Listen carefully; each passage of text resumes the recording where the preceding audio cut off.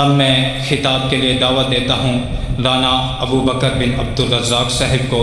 کہ وہ آئیں اور اپنے مخصوص انداز میں بیان کریں۔ رانا ابو بکر بن عبدالرزاق۔ السلام علیکم ورحمۃ اللہ وبرکاتہ۔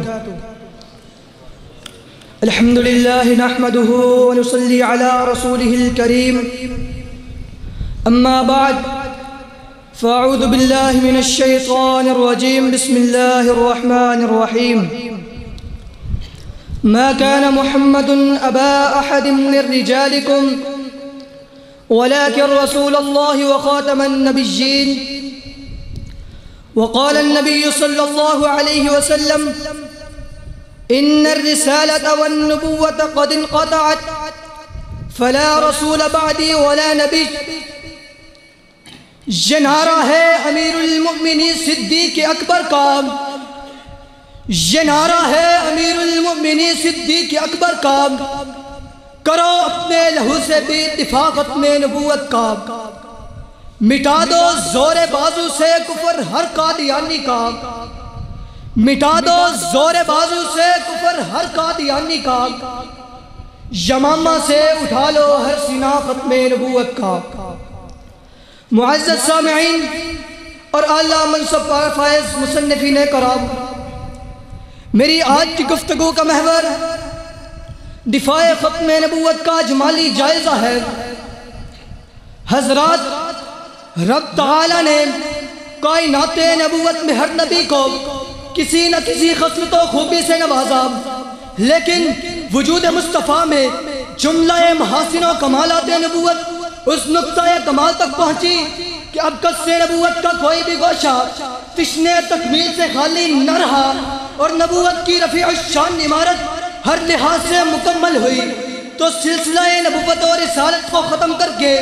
آپ صلی اللہ علیہ وسلم کے سر انور پر ختم نبوت کے تاج کو سجا دیا گیا۔ حضرات، اسی تاج کی حفاظت کے لیے آقا تاجدار کے زمانہ میں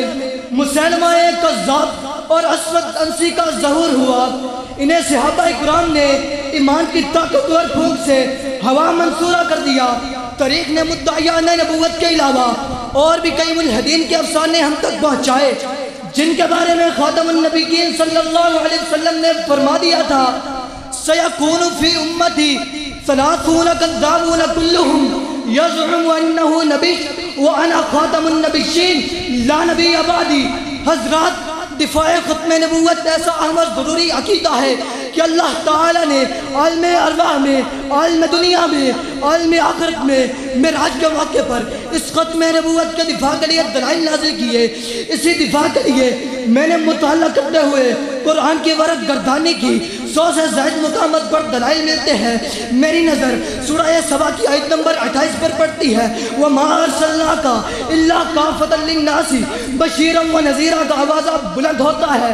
میری نگاہ سورہ احزاب کی 40 نمبر آیت، مَا كَانَ مُحَمَّدٌ أَبَا أَحَدٍ مِّن رِّجَالِكُمْ وَلَٰكِن رَّسُولَ اللَّهِ وَخَاتَمَ النَّبِيِّينَ پر ٹھہرتی ہے۔ حضرات، میں تھوڑا آگے بڑھا، میں نے کتب احادیث کو دیکھا، مجھے 320 سے زائد مقامات پر حضور صلی اللہ علیہ وسلم اپنی ختم نبوت کا تذکرہ کرتے ملتے ہیں۔ حضرات، میں اور آگے بڑھا، میں نے سیرت صحابہ کو دیکھا، فیروز رضی اللہ تعالیٰ عنہ اسود انسی کا قلعہ کما کرتے نظر آتے ہیں۔ دور صدیقی میں جنگ یمامہ کے اندر اسی ختم نبوت کے دفاع کے لیے 1200 سے زائد صحابہ جامع شہادت نوش کرتے نظر آتے ہیں۔ اسی ختم نبوت کے دفاع کو پڑھنے کے لیے میں نے تاریخ کو اٹھایا۔ 69 ہجری کے اندر عبد الملک بن مروان ختم نبوت کا دعویٰ کرنے والے کا سر تن سے جدا کرتے نظر آتے ہیں۔ میری نگاہ 119 ہجری کے حالات پر پڑتی ہے۔ خالد بن عبداللہ قمری، بیان بن سوال، مغیرہ بن سعید کو زندہ جلاتے نظر آتے ہیں۔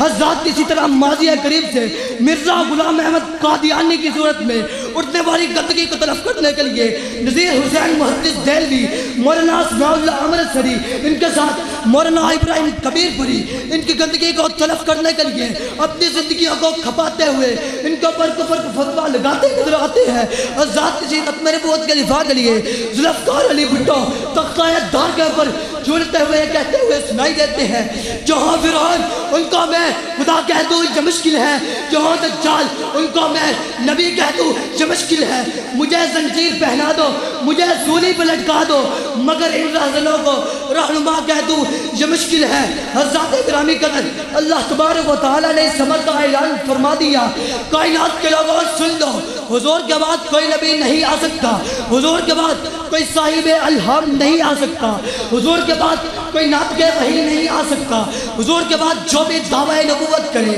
چاہے مسیلمہ کذاب ہو، چاہے اسود عنسی ہو، چاہے علی محمد باب ہو، چاہے مسیلمہ حمدانی ہو، چاہے یوسف کذاب ہو، جو بھی حضور کے بعد دعوی نبوت کرے گا اس کے اوپر لعنتیں تو برس سکتی ہیں، مگر حضور کے بعد کوئی نبی نہیں ہو سکتا۔ حضرات گرامی قدر،